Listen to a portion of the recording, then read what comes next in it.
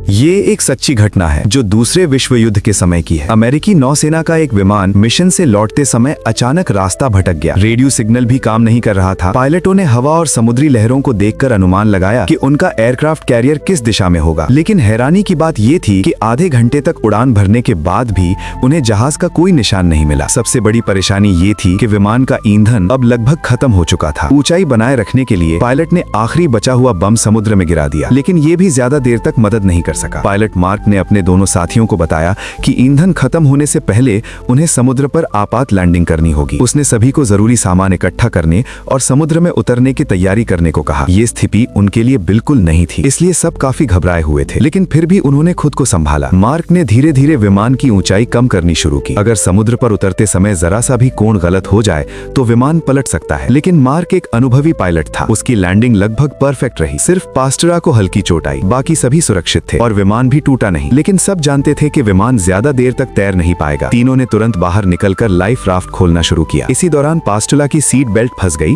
और खुल नहीं रही थी। विमान तेजी से डूब रहा था। काफी संघर्ष के बाद वो किसी तरह बाहर निकला और लाइफ जैकेट फुलाकर ऊपर आ गया। कुछ ही सेकंड बाद विमान पूरी तरह समुद्र में समा गया। रात के अंधेरे में तीनों एक दूसरे से अपना परिचय करते हैं और सोचते हैं कि अगले दिन जरूर कोई रेस्क्यू विमान आएगा। अगली सुबह वे मजाक में कॉफी पीने का नाटक करते हैं और अपने पुराने कामों की बातें करते हैं। उन्हें अंदाजा ही नहीं था कि उनकी हालत कितनी गंभीर है। कुछ समय बाद वाकई एक रेस्क्यू विमान दिखाई देता है, लेकिन मार्क तुरंत समझ जाता है कि ये विमान भी उसी रास्ते पर उड़ रहा है और ज्यादा दूर नहीं जा पाएगा। उसने पास्टोला से कहा कि पैराशूट पानी में फैलाओ, लेकिन उनके पास पैराशूट ही नहीं था। फिर उसने एल्ड्रिच से सिग्नल फ्लेयर चलाने को कहा, लेकिन वो भी साथ नहीं था। आखिर में उन्होंने हाथ हिलाकर और जोर जोर से चिल्लाकर ध्यान खींचने की कोशिश की। 2.5 मिनट तक कोशिश करने के बाद वे बस देखते रह गए जब रेस्क्यू विमान ईंधन की कमी से वापस लौट गया। अब मार्क समझ चुका था कि कोई और मदद नहीं आने वाली। उन्होंने अपना सारा सामान गिना, लेकिन न खाने को कुछ था न पीने को पानी, सिर्फ कुछ औजार थे। लाइफ राफ्ट भी बहुत पुरानी थी, जिसके कभी भी फटने का खतरा था। वजन कम करने के लिए मार्क ने सबको जूते उतारने को कहा, लेकिन उसने खुद अपने जूते रख लिए। उसने कहा, अगर कभी जमीन दिखी